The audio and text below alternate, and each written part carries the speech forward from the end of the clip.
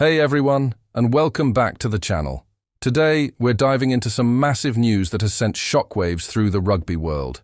Rassie Erasmus, the mastermind behind the Springboks' back-to-back World Cup victories, has officially extended his contract with SA Rugby all the way through to 2031. That's right, another 2 World Cup cycles. This is monumental, and we're going to break down exactly what this means for the future of South African rugby. First off, let's just absorb the significance of this. Rassie isn't just a coach, he's an architect. He's the director of rugby, who became the head coach, won a World Cup, stepped back into his director role, and then returned as head coach to win another. His vision, his strategic planning, and his ability to build a culture of resilience and unity are unparalleled. Securing him for such a long period is probably the biggest signing SA Rugby has made in decades. So, what does this extension actually entail? While Rassie will be the hands-on head coach for the foreseeable future, this long-term deal is about so much more than just the next test match. It's about solidifying a system. It's about succession planning. It's about ensuring that the Rassie blueprint, which has brought so much success, becomes embedded in the very DNA of South African rugby, from the grassroots level all the way up to the Springboks. Think about it. By 2031, Rassie will have overseen the development pathways for a whole new generation of players. He'll be able to identify talent at a young age and nurture it within a consistent, high-performance environment. This long-term stability is something most rugby nations can only dream of. It means we're not just planning for the British and Irish Lions tour in 2025 or the World Cup in 2027. We're building a dynasty. We're building a sustainable model of success that can outlast any single player or coach. One of the most exciting aspects of this is the continuity it provides. We've seen how seamlessly Jacques Nienaber, a longtime collaborator of Rassie's, stepped into the head coach role. This extension allows Rassie to mentor and develop the next wave of South African coaches. We're likely to see a team of brilliant minds working under him, learning his methods, and being prepared to take the reins when the time is right. This isn't just about one man. It's about creating a coaching factory that will keep the Springboks at the top of world rugby for years to come. This also sends a powerful message to the players. They know that the man who masterminded their greatest triumphs is committed for the long haul. This creates an environment of certainty and trust. Young players coming into the system will know exactly what is expected of them, and seasoned veterans will be motivated to maintain the incredibly high standards that have been set. Rassie has a unique ability to connect with his players, to get the absolute best out of them, and that bond is now secured for the foreseeable future. Now let's talk about the on-field implications. With Rassie at the helm through the 2027 World Cup in Australia and the 2031 tournament in the USA, the Springboks have a clear strategic advantage. He's a master of long-term planning.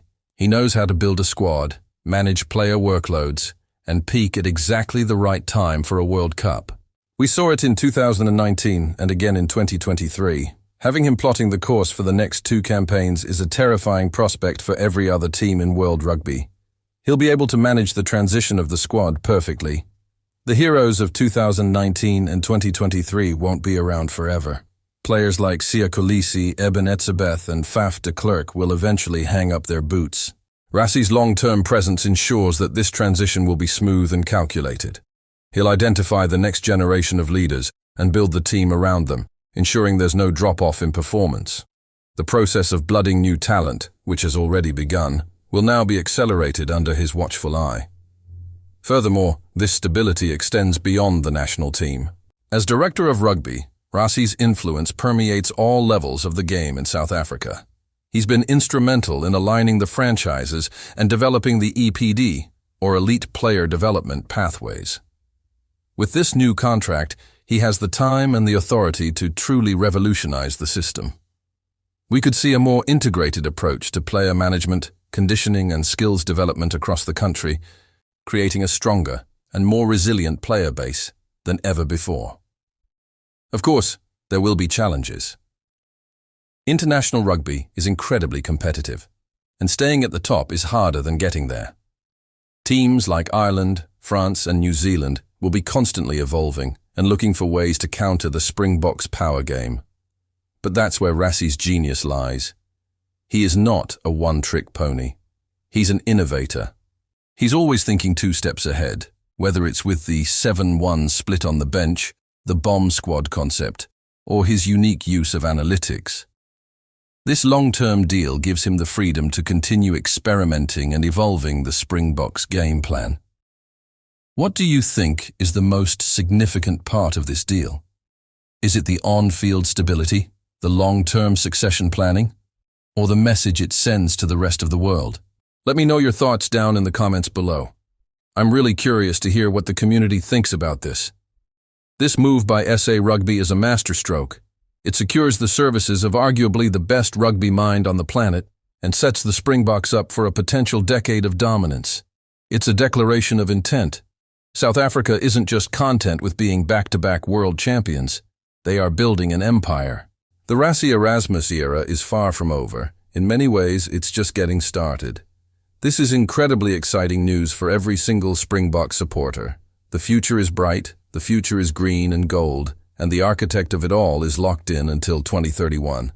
We're in for one heck of a ride. Thanks so much for watching, everyone.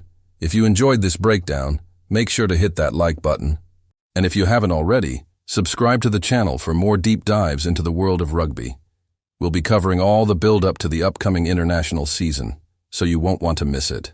Until next time, take care.